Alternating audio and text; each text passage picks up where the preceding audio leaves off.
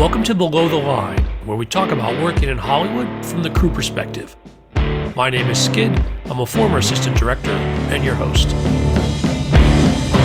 Quiet on the set. Today, we're talking about A Nightmare on Elm Street 3, Dream Warriors. I personally am a fan of this film. As a high schooler in 1987, I saw it at our local theater, and I am thrilled to be joined by an all-star panel of guests. First, returning to the podcast is Dennis Maguire, who was the first assistant director on the film. Dennis, great to see you again. Good to see you, Skid. Next, we have production designer Mick Strawn. Mick, welcome to Below the Line. Hey, how's it going? And rounding out our panel is director of photography, Roy Wagner. Roy, it's a pleasure. Nice meeting you. Excited to have all of you guys here. Thanks for joining me today. A warning for listeners, today's conversation may contain spoilers. Go ahead and stop. Go watch the film if you haven't seen it. It's a highlight of the series, and I think you'll be amused and entertained, and we're going to go deep behind it. Let's start off with how each of you got involved with the film. I'll go first because I'm over here. Okay, Mick, you kick us off. I actually had done a couple of projects with New Line Cinema as construction coordinator or as a art department or special effects. I was actually working with Peter Chesney. I was running his shop. We were doing the mechanical effects for it. We were building the chair, the wheelchair, and we had done the rigging for the snake, and we'd done a lot of the mechanical effects rigging, but we had stalled at the point of not having a director. I had literally gone down with the billing records to New Line Cinema, for our final billing with Peter Chesney. And literally I was out of a job that day and waiting for the elevator because we were down on Rodeo Drive. And I'm waiting for the elevator, and one of the executive producers, Jerry Olson, and we were waiting for the elevator together. And we got in the elevator, and I said, "Well, Jerry, hey, how's it going?" And he goes, I said, "What the hell are you doing over here?" And he goes, "Well, I'm taking over. I'm going to be a producer on this Nightmare on Elm Street 3 film." He says, "I just got the job the good day," and I go, well, "Really funny thing, I just kind of worked my way out of a job today." I've been working on the special effects, the mechanical effects. And as a matter of fact, you need an art department, don't you? And he goes, "Yeah, actually, I think that we do." And I go, "You know what? What you really need is you need an art director and a production designer that know what's going on with the effects on this film." And he goes, "You're actually right about that." And when we walked out on the 8th floor, I had the job.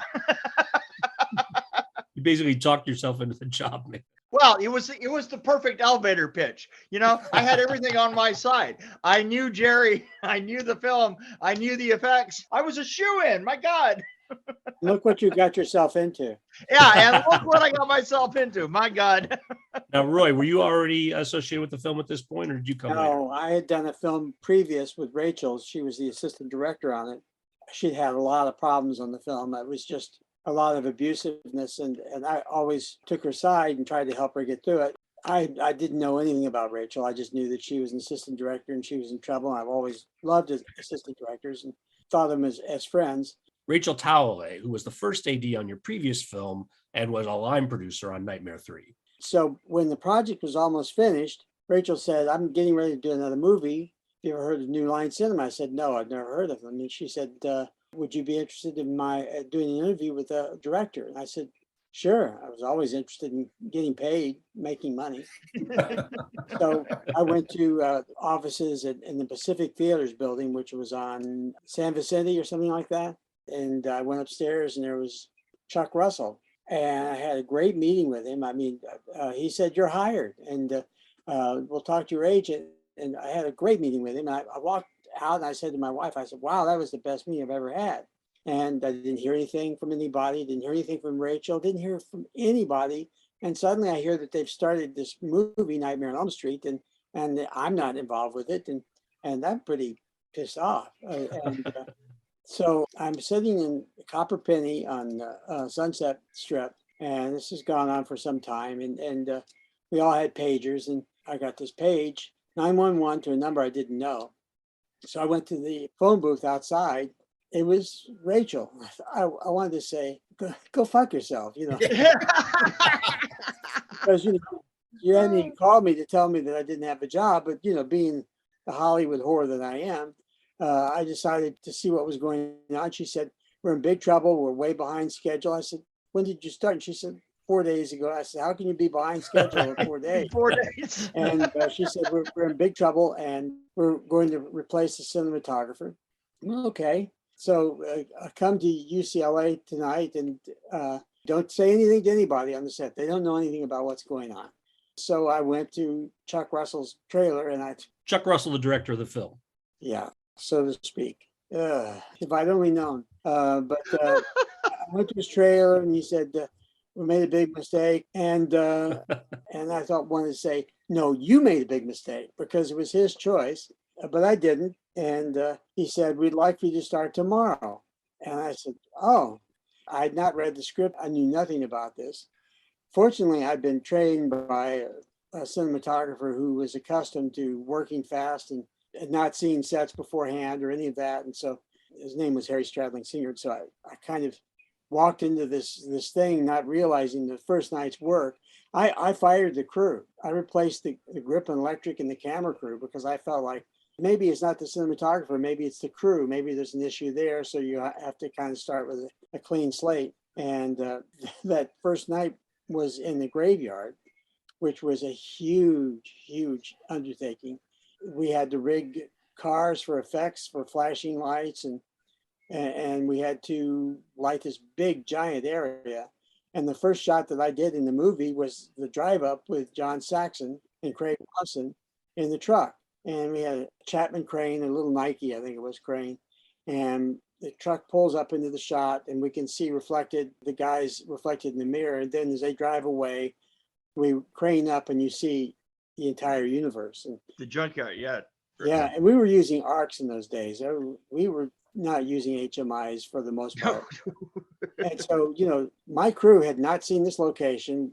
I think some of it had been pre-laid for cable, but in truth, it was frightening. And we already had the production manager and the producer saying, hey, we got to speed it up here. I said, I really know what this is all about. Yeah. But Dennis, I knew of from before. I'd never met him before, but I knew who he was. Well, this is an ally. This is someone that I can count on. My favorite thing about Dennis is he's no holds barred guy. I mean, he takes no prisoners. If he walks into a situation and it's fucked up, then Dennis is going to find a way of getting out of it.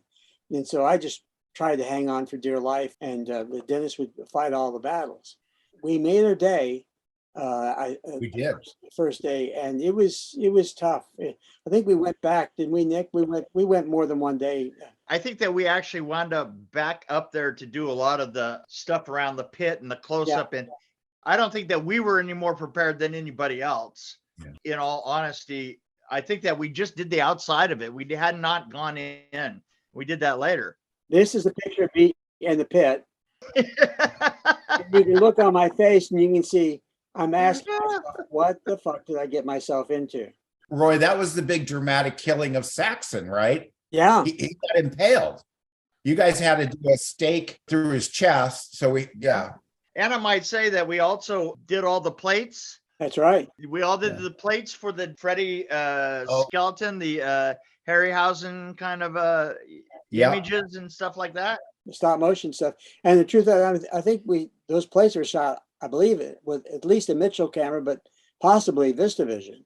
So we weren't just shooting with a regular Aeroflex BL, which was the camera we used on the show. We were using a lot of different effects cameras to accomplish everything. And all the time, I've not seen any of the drawings. I've not seen anything. Mick and I had never worked together. So I was kind of trying to catch up the entire show. For me, I was lucky in many ways because the director didn't follow any agendas. He didn't follow the schedule. He didn't follow the script. He didn't care about any of that. Or explain what he was doing. Oh. Or actually, the thing about Chuck Russell is that Chuck Russell would show up in front of a set or a location, and he would just immediately turn around and say something like, well, yeah, but we're not doing any of this. And you just like, what the hell are you talking about? Dennis, were you there when Roy showed up? How did you get involved? When I got called in Arkansas about it, my only point of contact was Rebecca Greeley, who was acting on the set as a UPM, because Jerry Olson was also got embedded with like, I think they even named him vice president of production or something. So he wasn't with us, even though he was getting the UPM credit because he was a DGA member. So that's how they got around that. But so my first night was that Monday night, and I met Roy, I met Mick, I met everybody. The only person I knew was Rebecca. Well, and my second AD and a couple of PAs that we had. I didn't know the first two movies. I heard of them, but I didn't go to those kind of movies personally. So I remember when we were finally ready to do a Freddy sequence, I said to my second over the phone, have somebody go get Freddy. Then I hear back a few seconds later, well, he's in makeup. So I go get the hockey mask on him and bring him out here. That's why these guys that reverberated around everybody, because I'm telling you something. The thing is I'm working with a whole bunch of people that are fans. Yeah. Right. Not particularly me, but I did get to see the first two films, but everybody was like, oh my God, we have an idiot. So then quickly my second runs over and he's like, no, Freddie's a burn guy. But I'm like, the burn. So when I saw him, it clicked finally that, quickly after that, the next morning, I barely got any sleep because it was a long, rough night, the very first night.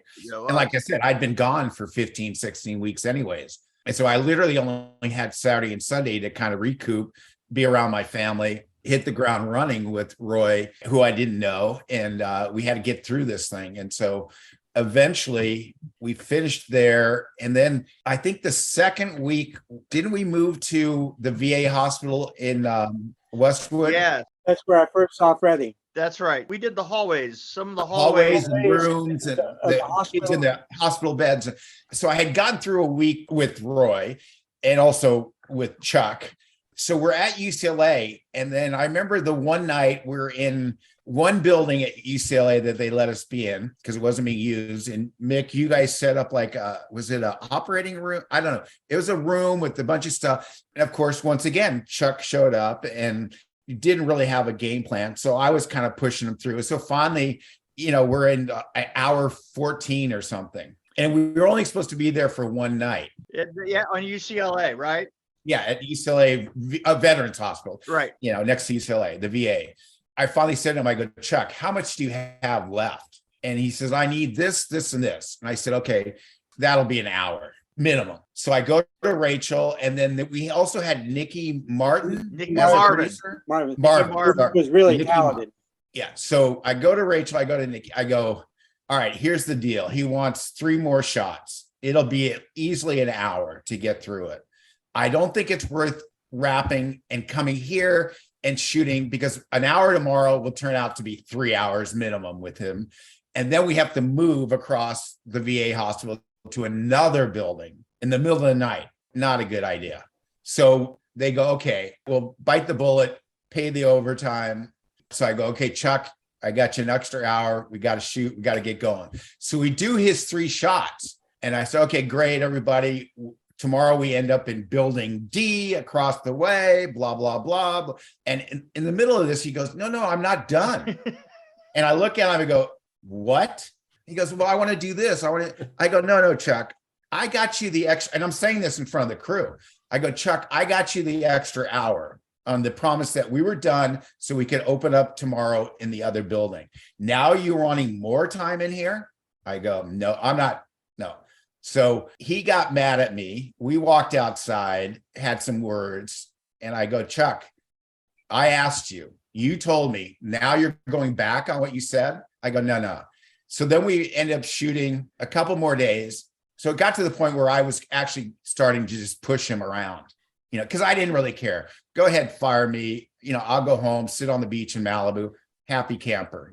I made enough money on the other movie. I don't need this grief and aggravation. So one night, Roy, where did we go see dailies? At what was that place? Olympic and Bundy? I don't remember the name of it. No. So we come out after watching dailies and he wants to talk to me afterwards. So I'm like barely 2 weeks into working with this guy and he's getting all huffy and puffy. And so I just put my hand up and I said, okay, Chuck, here's the deal. I'll walk back in. I'll tell Rachel and Nikki, they need a new assistant director tomorrow. I put my hand out. I said, good luck. He just freaks. And I know a lot of this we shouldn't put out there on the internet. I don't care anymore. Oh, I never cared for the first. yeah. Well, you could tell I didn't care, because when Chuck Russell eventually got Eraser, he told me I had the job. And the same thing happened. I didn't hear from anybody. And then all of a sudden I hear they're in prep, and I call and I wanted to talk to the UPM, and the production coordinator says, well, we have an assistant director already. I go, oh, how funny, because Chuck told me I was doing the film. The thing is that he spent a career informing every film he's ever worked on why they shouldn't hire him for the next project.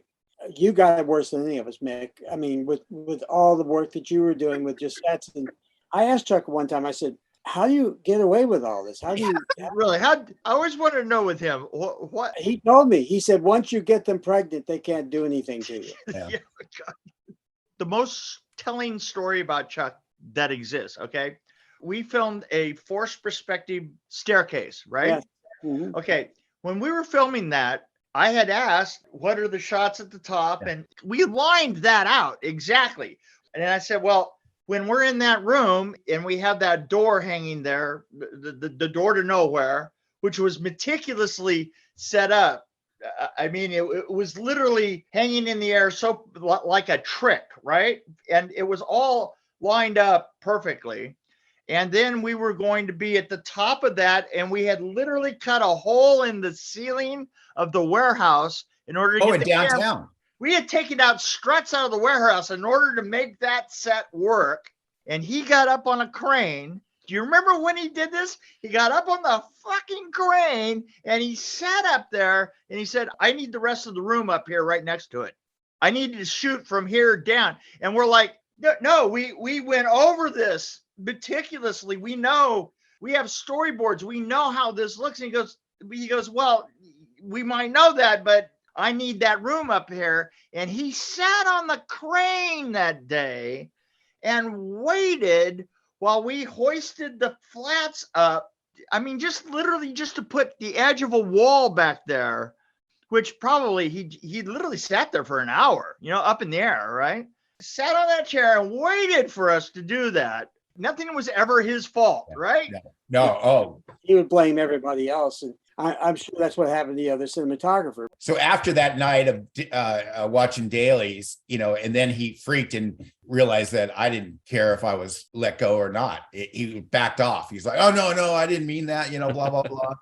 So after that, it was really full on push him around. We shot a lot of their first week of the movie. We reshot, right? If I remember, we went back to the house, the actual house on off of Sunset. That was the reason he got fired in the first place, was because they wanted to do this trick where she's in bed. Yeah, on the front lawn. Yeah, on the front lawn, right? But he wanted to connect that to her dream state. Yeah. So she gets out of the bed and the camera rises up and you see the nightmare house. So we're supposed to be in her house, in her bedroom. And then suddenly we're not in her bedroom. We're actually out on the street. That wasn't necessarily the problem. The problem was that they had tried to do this shot where the camera rises up from that position and then suddenly races across the street, a literal street, and goes up to the door of the house.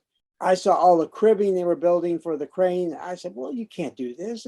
Even the best cribbing in the world, the camera's going to be moving like this, especially if you're moving fast. I said, the only way I can figure out how to do it is to do a speed ramp so that you're normally, when you're in the bed with her, it's normal speed. And as she rises up, it changes speed once you start to move across. I remember all the discussions with that because at one point we had talked about that we were literally going to move the whole bed with the camera and the whole up. Oh, all as one unit. Yeah, because we couldn't figure out how to get the bed out of the way because the bed was such an intricate part of it as we were coming up off of it. So we had all kinds of crazy plans for that. Well, we ended up doing it. There was no Steadicam. I know the Steadicam was invented, but we didn't have one. So it was built with crane track. And the problem with that was you could see the crane track if you tipped down at all. The only way I could figure out how to do it was to do a speed ramp. And that meant changing the speed of the camera down to, I felt like 2 or 4 frames per second until we got to the door. But you had to dolly very, very, very slowly so you wouldn't get all that stuff. And it would literally, all the kids in the front had to be very still. so that we could get to that door and then go back to normal speed. Well, in those days, I mean, you had to use arcs because there were no square wave HMI ballasts. And as soon as you changed the speed from 24 frames, they would start flickering. So everything had to be lit with arcs. And I was operating as well. I wasn't just the cinematographer, I was operating as well. So it was a total minefield with him because anything you would tell him, he would change. And the thing is this, and Roy, back me up, because we would sit back and we would try and meticulously plan things. We were doing really complicated stuff. And the thing is the wild factor for everything was Chuck would change something and it would screw everybody up. Yeah. If today we were doing that, you'd say, oh, we'll do it in CG and don't have to worry about that. But in those days, it was all mechanical, physical. Everything was there in the camera. If you didn't get it then, you were screwed. The bicycle that had the melting tricycle just by itself. I mean, we just shot that thing forever. Even falling into the chair when she fell back into the chair. One of my favorite shots still to this day is that little shot. I had to talk him into doing that because he wanted to do it as a blue screen effect. I said, no, this just cut slats in the chair. We'll raise the chair up on apple boxes. You won't see the apple boxes. She'll fall into a pad. Yeah. And then we just mask off the bottom of the frame so that then when we wind back and we can shoot a plate of the bottom of that portion, it was incredibly simple. It was all done in camera. I think we did it basically very first take, but then he wanted to do it again. And Right. I said, okay. I said, you have it. All right. So fine. We'll give you enough. And then he was still wanting to keep going. I go, no, you have it. You can print it 10 times as much as you want, but we're moving on, dude. We're moving on. My worst experience in that film was with Nancy and with what's the young girl's name? The blonde young girl. Patricia. Patricia Arquette. Where we spent an entire evening shooting 45 takes because she couldn't remember her lines. Oh, well, that was that one late night. Yeah. In fact, we offered her cue cards. I think we ended up doing cue cards for her. And I don't think she'd been in the business very long. And No, she was 18. She was lots of talk about replacing her. And it was just an absolute nightmare. And I kept trying to tell Chuck, we don't need to do this 2-shot where we have them both together. Let's just do a close-up of her so she can have the cards off. And he wouldn't do it. And then finally we ended up doing a close-up with the cards off. Do you guys remember, I don't know, for lack of a better word or term, the Hall of Mirrors? When they have to jump through, how many times he wanted it? And same thing, like, dude, we got it. We're moving on. He was like the early version of David Fincher. By the way, that one wide shot, that really was a beautiful piece of work. I mean, and the thing is it had so many moving parts to it. It had so many people and the thing is I remember that they came up with the concept of the shot in a very short period of time, and we couldn't get together that much breakaway glass that fast because you had to order stuff like that ahead of time. People are standing in front of that set the day that we made it, and they're going, well, now what are we going to do with this, right? And we're like, wait a minute, we really got to have this planned out. And a lot of the glass that you see come out when that glass breaks is actual plate glass, because what we did is we interspersed the stunt people with the tempered glass, and then we had like 2 sheets of breakaway glass that we put next to the women that were in the back, but in the front we just went ahead and used actual glass. Did we blow the glass before they hit it? I can't remember now. Yeah, we preloaded everything, and Peter Chesney had come up with a little charge. And here was the interesting thing is that if you notice, there was a different method of breaking it depending on what it was that they were breaking all the way around. So when it breaks, it doesn't quite all break at the same time because of all the different devices used to break it. And we took huge chunks out of one of the stunt people. Oh, I don't remember that. Not only that, but the glass was not necessarily attached to the wall. It was all forced perspective. We had to adjust the glass to the camera, and he wanted to do dolly shots and all that. It took forever. I remember because you and I were together at the mouth of that with the cameras trying to adjust each pane of glass and make it sit at the right angle. Yes. Because it was a DP's nightmare, DP art department crossover nightmare, because every pane of glass could reflect something that we didn't want it to. We're going around trying to get this one set and then that one set and then that one set. And it was like nothing could move, right? And something always moved. When nothing can move, something always No moves. place to light from because it had a ceiling. So the obtuse glass or the pitched glass were the only places you could put light to. And if you moved at all, then you were screwed. I got openly pissed off at Chuck, I think. Oh, yeah. That was the day that you kicked that bucket. And you almost took me out with a bucket. I didn't know I was that strong. Yeah, I'm walking up to the mouth of the set just after we did the shot, and he and Chuck are arguing, and he comes to the end of that hallway, and there's a little 1-gallon bucket that my sister had left there, and he turns around and he kicks it right towards me, but he couldn't see me because I was coming from the dark, and I was thinking, oh shit, it went right over my shoulder. I was like, oh, there you go. and you know what? That was a mellow day. Yeah, we were working 21-hour days. I mean, at the end of first unit photography, Chuck would go over to second unit and third unit, and I was expected to go with him. And he had cinematographers for those units, but it was just like, Oh, he tried to get me to go. I go, Chuck, they don't have enough money to work me around the clock. I mean, for me, it was non-union. For you were in the Directors Guild, so it was a different deal. It was just at every turn. And the thing is, if you look at the movie, it kind of feels like it's pretty simple, but it's not simple at all. Because Skid, we also, while we were shooting normal stuff and that even had elaborate effects, like we were running in the other back half of this massive warehouse in downtown LA because they couldn't afford real sound stages, and having to shoot a 40 by 60 foot blue screen or something. We were outside. We had a backlit. And the thing is back then, the way that you got a quality image for a blue screen, you used 4-banger fluorescent lights. Right. And you were just one light right after the other. And you did that solid 40 by 20. And then you put the blue screen on it. And I'm not kidding. It was well known on the stage that you either worked back there or you worked in front, because you couldn't go from the one to the other. Because if you did, it would freaking blind you for about 45 minutes. I'm not kidding. It was so blue. You would walk back there and then that was it. That's what was the visual effects guy's name? He would nitpick, like I remember him nitpicking the upper right corner. Boy, Yateman. That guy just annoyed me and he annoyed me for several films. Oh, he and I got into it all the time. And then Roy would get into it with him. And I would turn to Rachel going, do you want us to get this shot? Because that upper right corner, it doesn't matter that it's a half a stop different.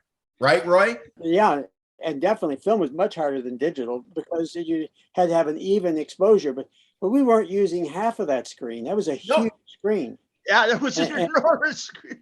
I think, Roy, you brought in some stuff from Mary Poppins.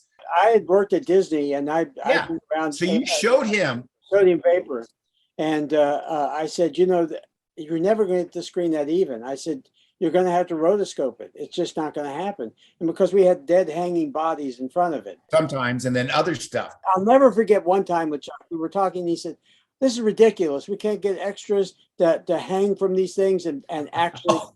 My God, they kept look at this passing out. person. This person is doing a great job. And she was dying in the midst of this. If he hadn't pointed up to her, she would have been dead.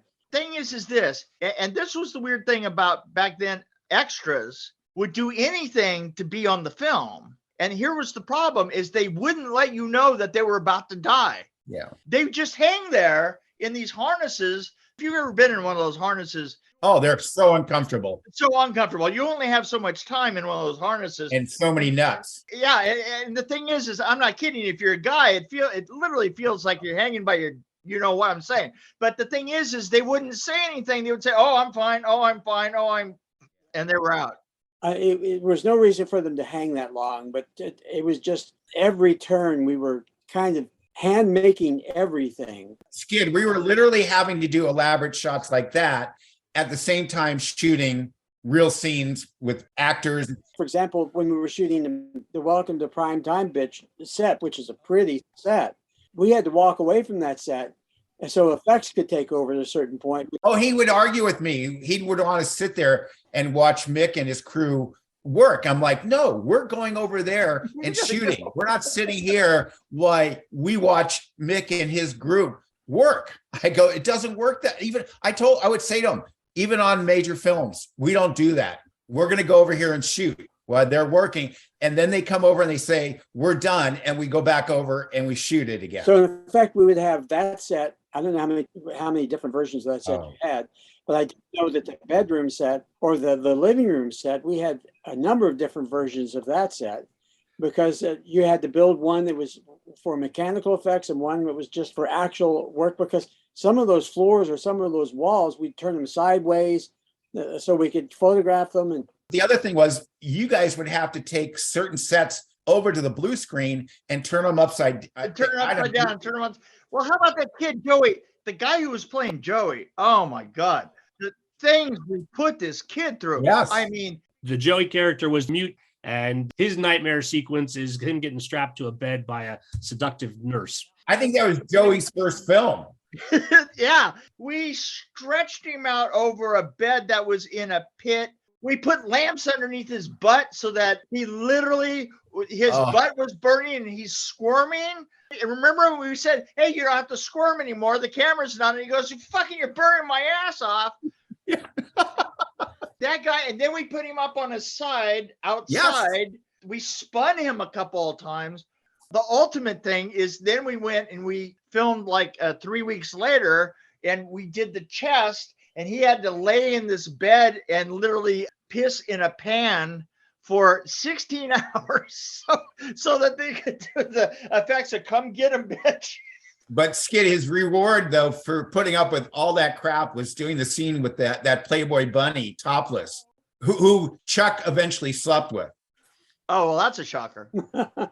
Give me a little context. Does anybody remember how many weeks of filming you actually did on this? 42 days we shot. 42 days. And was it supposed to be 42 days and you guys just grinded it out? Or 40, Mick, I think, right? You picked up a couple of extra. Yeah. Well, we had to reshoot a bunch of stuff and we had to incorporate that in our schedule to reshoot. I told them, if you're asking us to reshoot this stuff and you gave them 40 days, how do you expect us to shoot in 40 days?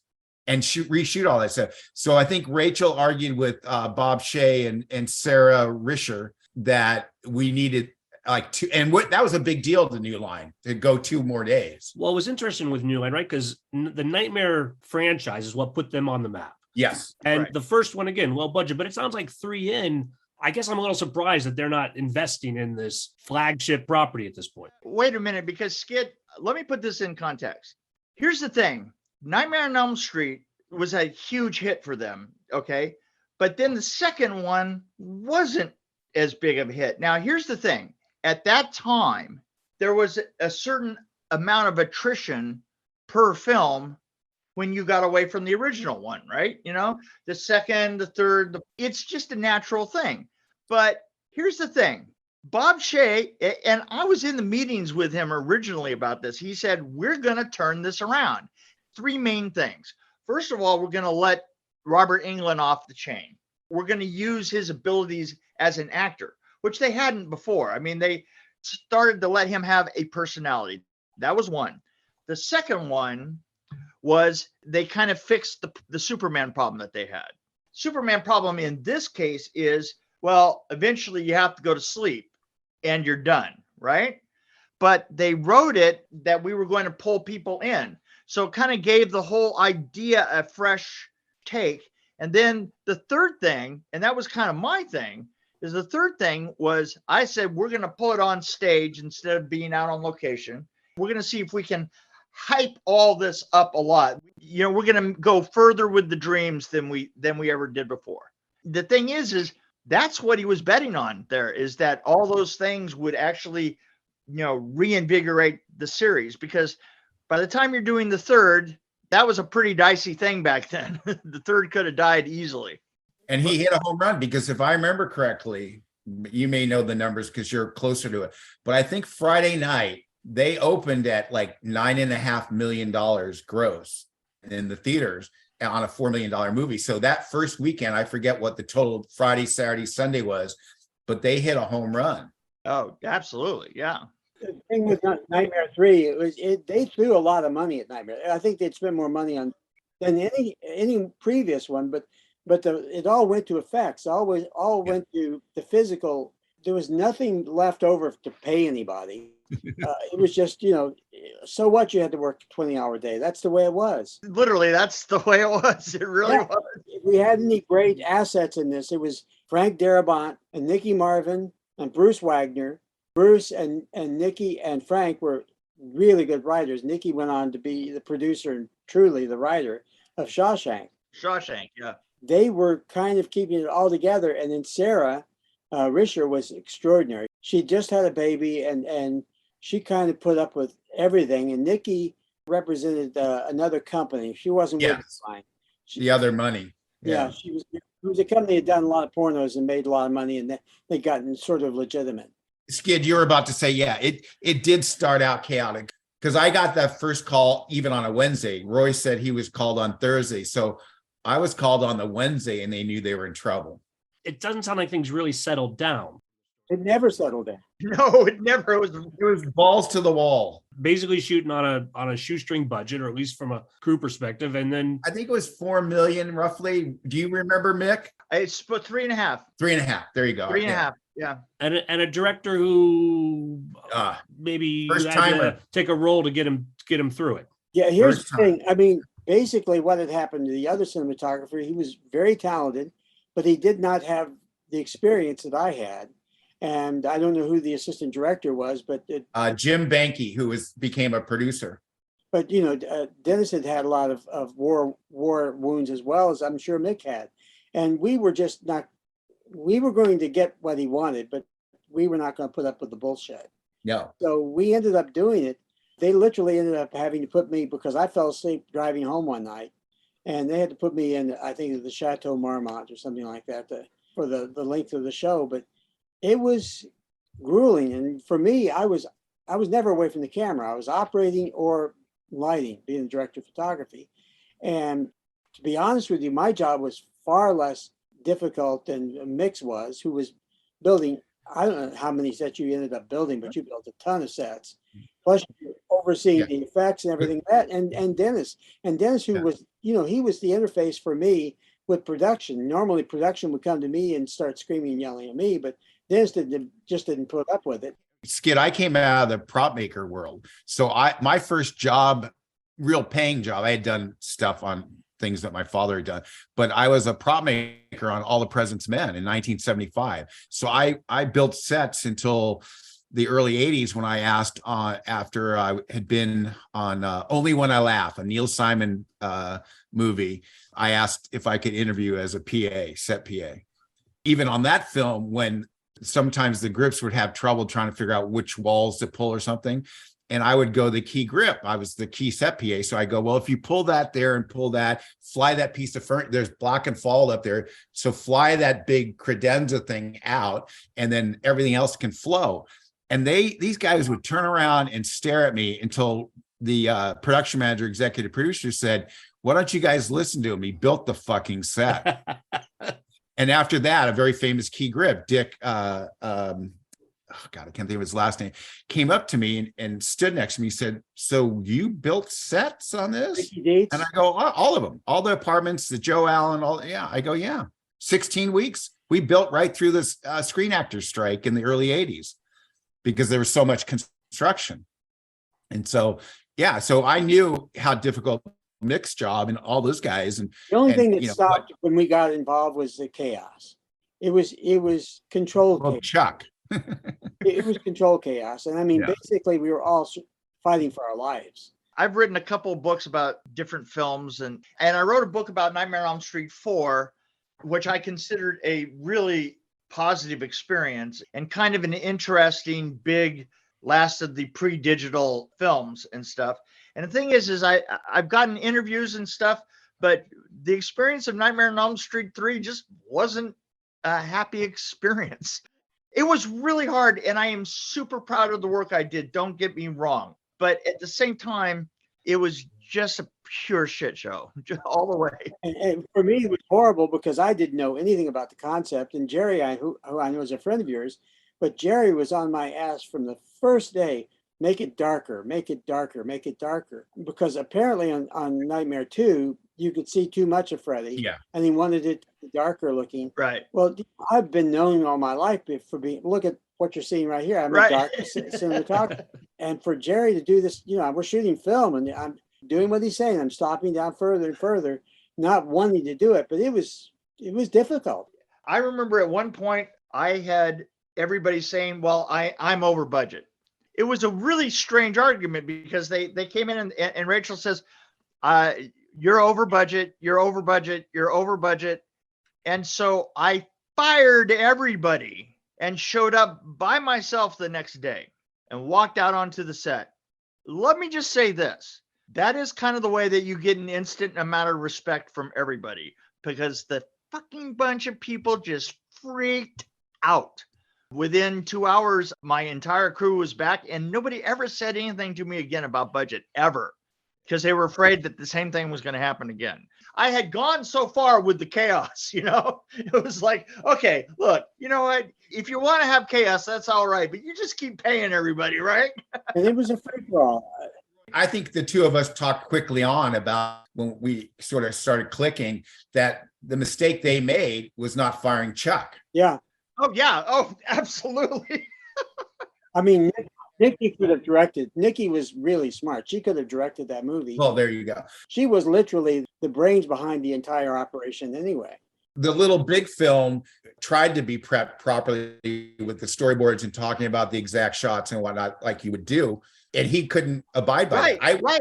I would show him the storyboards that I was given. This is your shot. What now? Wait. That's what drives you nuts. You know Yeah. what? Here's the thing. Peter Von Schally was a friend of mine. I had known him from way before this, right? And he was the one that was doing the storyboards. And I was very carefully on the other side of the meetings going, well, this is great. And now we need to ask him about this and this. And the thing is going into it, before you guys got to stage, I thought we kind of got a map here and we're ready to go. And we never did anything vaguely like any of the storyboards from then on. I mean, just I still have all the storyboards and they don't match. Oh, they don't match a thing, right?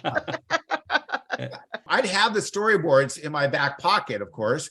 And I'd go, Right in your hand. you guys agreed to this how many weeks ago? We're the new meat. So this is what Roy and I are told. This is what we're shooting. So we're shooting this because if you go around over here, we don't have all of that. That doesn't exist. Let me give you another little trivia here. So I had a lot of friends that worked on The Blob, right?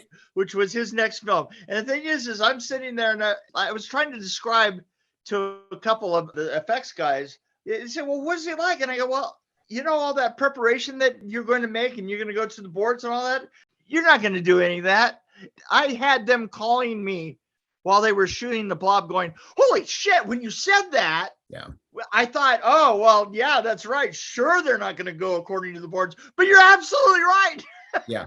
He did ask me to do that, The Blob. And then I was on a picture that was delayed. So I had to call him up and said, I can't do your film because I'm like 2 weeks over schedule. So my friend who was the PA for me, then my key second, Josh McLagan, who went on to do Titanic and Avatar and all. So Josh did it. And he said Chuck was a nightmare. And that was his first job as a first. I was supposed to do The Blob too. Another promise from Chuck. Yeah, there you go. And the producer told Chuck, we're not hiring Roy Wagner. We want to hire a guy that could win an Academy Award. For The Blob? Yeah, so I went, oh, okay. God, what was he smoking? Maybe worth noting that Chuck Russell did not come back for Nightmare on Elm Street 4. Mick, you had Rennie Harlan for that. So that's Rennie Harlan, a different experience on that set, it sounds like. Yes. Rennie Harlan kind of stayed out of the way of the crew, which was nice. In my time with some A-list guys, they took the advice of certain key members they hired. So when I would say to Alan Parker, we shouldn't go way outside of Buenos Aires and move everybody. We're going to be at this slaughterhouse in the heart of town that's walled. You talk about Avita when you worked with Avita, yes.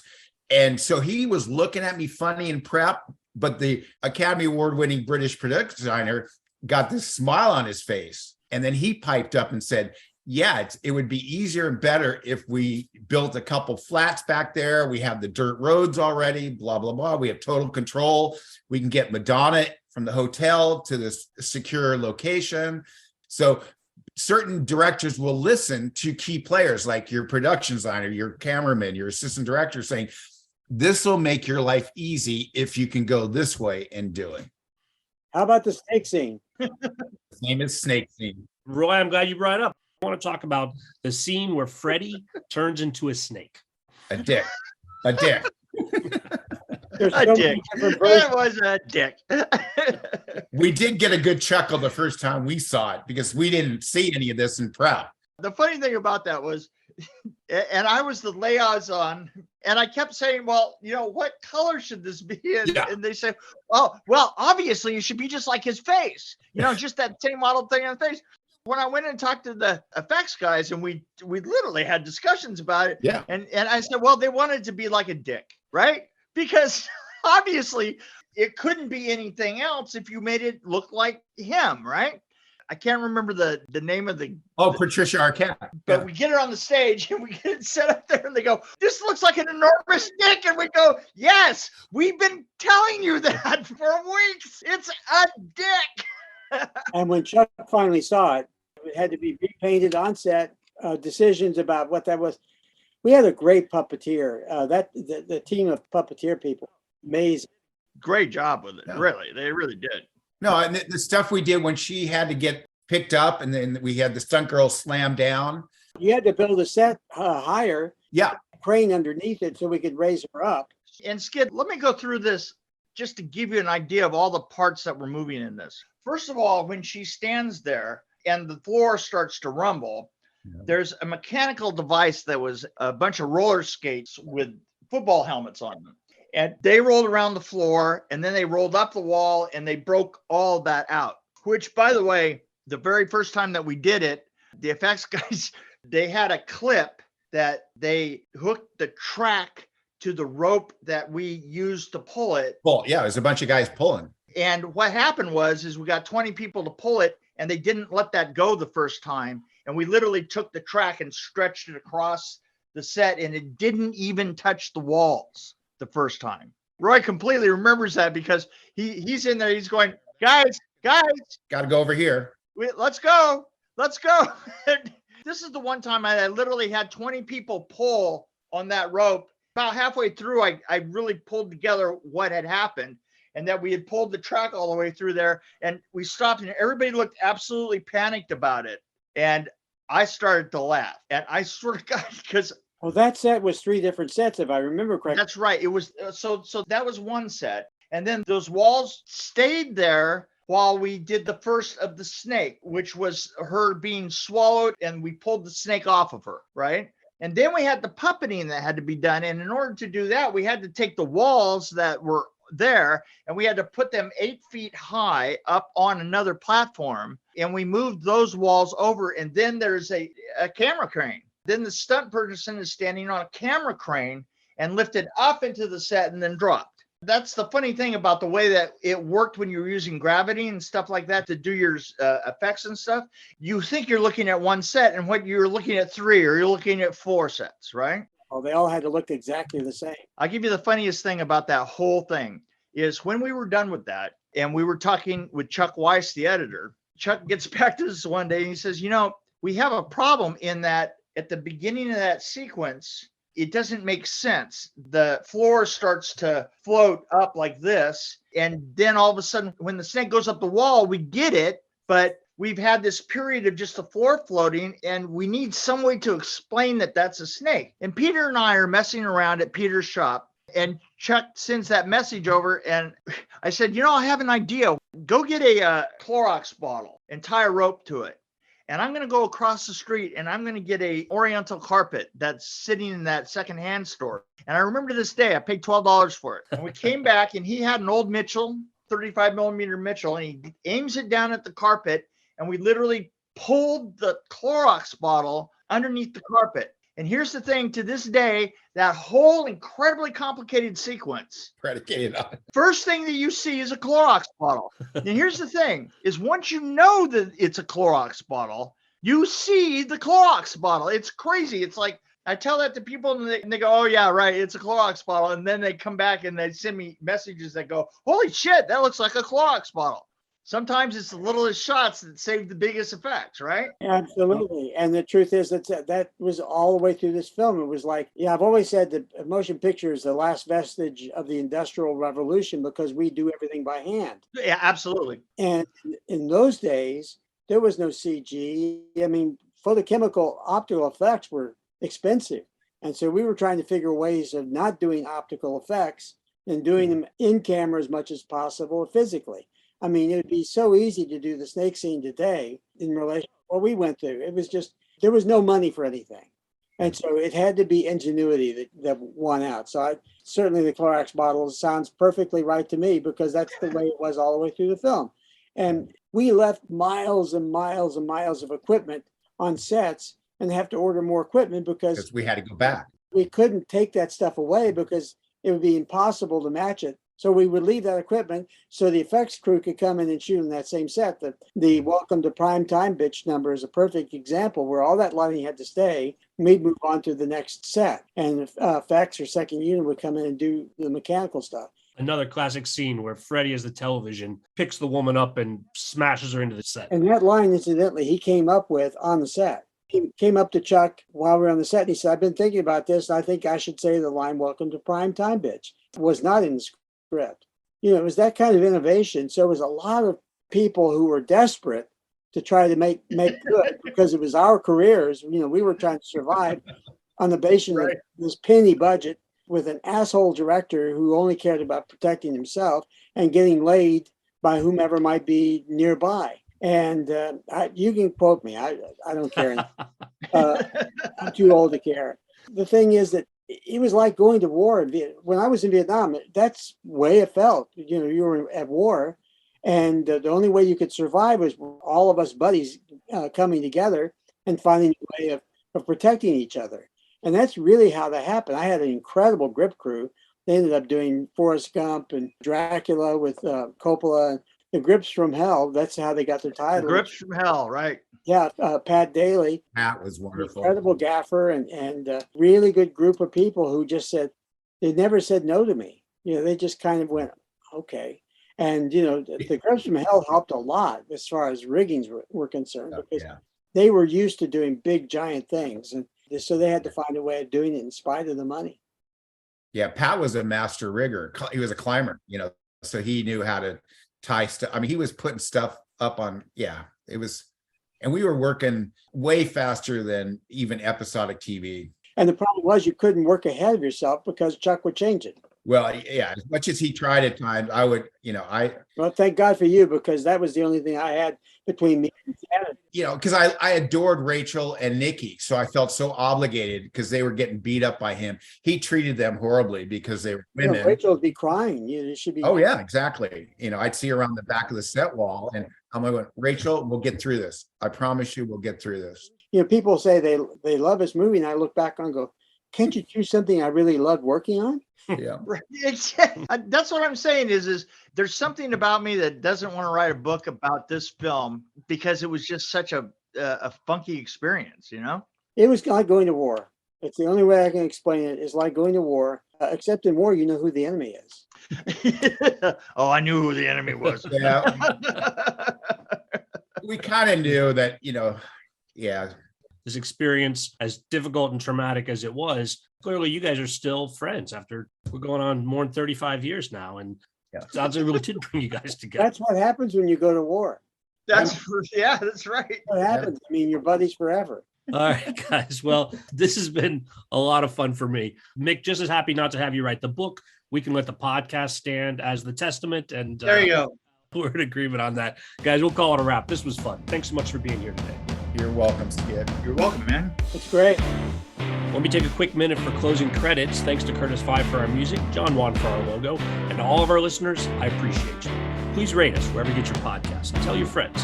Thanks again from the Lord. You had a great crew, Mick. I mean, Batia Props, yeah. and her husband, I can't remember his name. They just never gave up. They just kept trying to make things right. Do you remember the pig? Batya, Oh, Batya and the pig. This is a great little story. So we're on the set, and Bob Shea comes on the set, very rarely on the set, but he turns around and he goes at the last minute, he goes, you know what would really help would be if that pig barked at the camera. And it was supposed to be just a dinner, and we went past it, you know, and you saw the pig, and that was one of Bob Shea's rare days on the set. And he goes, you know, I'd love to see the pig bark at the camera. And I swear, Batya's standing on set, and she goes, oh, you mean like this? And she grabs that pig, lifts its snout up, and, you know, she was a soldier, right? Yeah, Israeli forces, yeah. And she literally pulls out this freaking military knife that's like that long, and she just goes, duh, yeah. And she sticks her hand up inside of it and goes, woof, woof, like that. You mean like that? And so we cut a hole in that table, and just the next thing you know, she's making the pig bark. and it was a real pig, and it stunk. Oh yeah. And I was right there with it because I'm operating the horrible fucking camera. The assistant's nowhere near to be found. Now he put the extension cord on the focus point. And here I am by myself with my camera. I'm thinking, please God, because I have to To give the right story on this is that we were shooting out of the sequence that we were supposed to because of Chuck, right? So we had this pig that really ripe, a real pig, because they couldn't afford to make a pig. puppet pig. And you know, that thing stunk. I mean, it was horrible. And so when I see that shot, I was using a panel light on the camera so that I could get the light dimmed down, and all these things I had to do cues on. So I had to talk to the crew as we were doing it. And Patricia runs through the shots, if I remember correctly, and then we were going around the table, and that pig has to jump right at me. This is horrible. It was just the worst. Thanks for reminding me of that. Yeah, anytime.